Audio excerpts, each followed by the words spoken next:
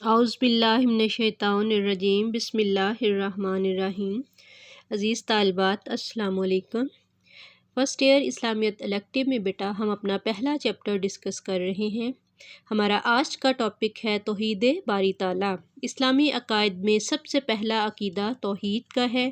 سب سے برتر و اعلیٰ اور ساری کائنات کا خالق مالک ہستی جو ہے اس پر ایمان لانا، خدائے واحد پر ایمان لانا، صرف اسی کو عبادت کے لائق سمجھنا۔ حضرت آدم علیہ السلام سے لے کر ختم المرسلین حضرت محمد صلی اللہ علیہ وآلہ وسلم تک جتنے بھی پیغمبر تشریف لائے ہیں ان سب کو ماننا، اور سب ان میں سے جتنے بھی ہمارے پاس انبیاء آئے ہیں ہم دیکھیں کہ سب لوگوں کو توحید کی انہوں نے تبلیغ کی اور انہیں بتایا کہ کائنات کی تمام اشیاء اللہ کی مخلوق سبھی اس کے عاجز بندے ہیں، اس لیے صرف اللہ ہی کی عبادت کرنی چاہیے، اسی کے احکام کو ماننا چاہیے۔ توحید کا لفظ وحدت سے ہے جس کا مادہ واحد اور دال ہے۔ توحید کے لغوی معنی ایک ماننا، واحد ٹھہرانا ہے۔ اصطلاحی اور شرعی مفہوم میں جب ہم دیکھتے ہیں تو خدا تعالیٰ کو ایک اور واحد ماننے کی ہے، یعنی اللہ کو وحدہ لا شریک مانا جائے جو اپنی ذات میں یگانہ و یکتا، صفات میں لا ثانی، افعال میں بے مثل ہے، کوئی اس کا شریک و ساجی نہیں۔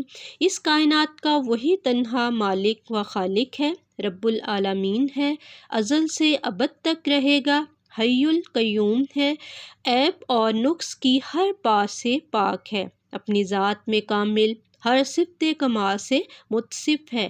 یہی عقیدہ توحید کہلاتا ہے اور اس کو ماننے والا موحد، حنیف اور مومن کہلاتا ہے، اور نہ ماننے والا مشرک، کافر اور منکر۔ دین اسلام کے پورے اعتقادی اور عملی نظام کی بنیاد توحید پر ہے، باقی عقائد، اخلاق، معاملات اسی بنیاد پر استوار کیے گئے ہیں۔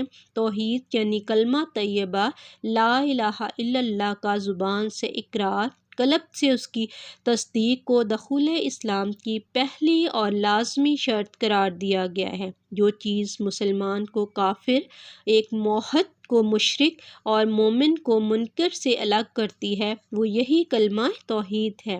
اس کے اقرار و انکار سے انسان اور حیوان کے درمیان عظیم فرق ہو جاتا ہے۔ اس کو ماننے والے ایک گروہ بن جاتے ہیں اور نہ ماننے والا دوسرا گروہ، تو ماننے والا گروہ مومنین کا اور نہ ماننے والا منکرین کا۔ مومنین کے لیے دنیا میں کامیابی اور آخرت میں نجات ہے، منکرین کے لیے دنیا میں ناکامی اور آخرت میں نار جہنم ہے۔ توحید باری تعالیٰ دین اسلام کی بنیاد اور مرکزی کڑی ہے، جس کے بغیر اسلام کی صحیح پہچان ممکن ہی نہیں۔ اس لیے اللہ تعالیٰ نے بار بار قرآن پاک میں اپنی وحدانیت کو بیان کیا۔ سورہ بقرہ کی آیت نمبر 163 میں کہا، الہکم الہ واحد لا الہ الا ہوا، تمہارا معبود ایک ہی معبود ہے، اس کے سوا کوئی دوسرا عبادت کے لائق نہیں۔ سورۃ اخلاص جسے سلسل قرآن یعنی ایک تہائی قرآن بھی کہا جاتا ہے، تو اللہ تعالیٰ نے اس میں اپنی وحدانیت کو بیان کیا کہ اللہ کی تو نہ تو کوئی ذات میں حصہ دار ہے، نہ اس کی صفات میں، اور وہ عبادت کے تنہا لائق ذات ہے۔ قل هو اللہ احد اللہ الصمد لم یلد ولم یولد ولم یکن لہ کفوا احد، کہ آپ کہہ دیجئے وہ اللہ ایک ہے، اللہ بے نیاز ہے، وہ نہ کسی کا باپ ہے، نہ کوئی اس کی اولاد ہے، نہ اس کا کوئی ہمسر ہے۔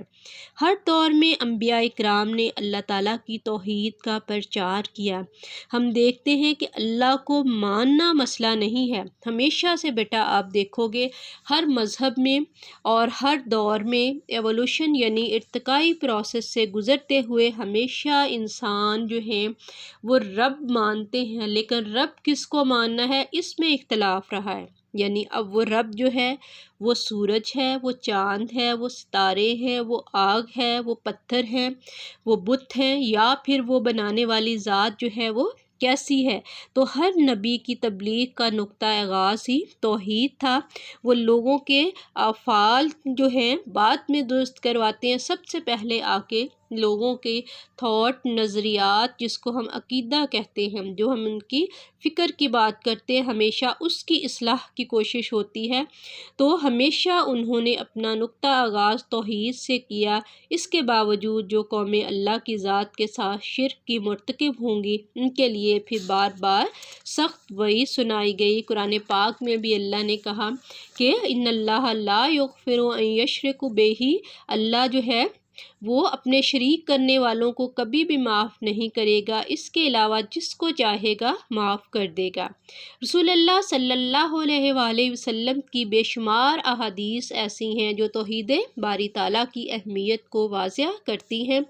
حضرت عبادہ بن صامت رضی اللہ عنہ سے روایت ہے کہ میں نے رسول اللہ صلی اللہ علیہ وآلہ وسلم سے سنا ہے، آپ صلی اللہ علیہ وآلہ وسلم فرماتے تھے، جو کوئی شہادت دے اللہ کے سوا کوئی معبود نہیں اور محمد اس کے رسول ہیں، تو اللہ نے اس شخص پر دوزخ کی آگ حرام کر دی ہے۔ حضرت معاذ بن جبل سے روایت ہے، رسول اللہ صلی اللہ علیہ وآلہ وسلم نے فرمایا، لا الہ الا اللہ کی شہادت دینا جنت کی کنجی ہے۔ رسول اللہ صلی اللہ علیہ وآلہ وسلم نے فرمایا، سب سے افضل ذکر لا الہ الا اللہ ہے۔ نیز حدیث قدسی ہے، اللہ تعالیٰ کا ارشاد ہے، لا الہ الا اللہ میرا کلہ ہے، جو میرے کلے میں داخل ہو گیا وہ میرے عذاب سے بچ گیا۔ اسی طرح ابو ذر غفاری رضی اللہ عنہ سے مروی ہے، میں ایک دن رسول اللہ صلی اللہ علیہ وآلہ وسلم کی خدمت میں پہنچا، آپ نے فرمایا، کوئی بندہ لا الہ الا اللہ کہے پھر اس کو موت آ جائے تو وہ ضرور جنت میں داخل ہوگا۔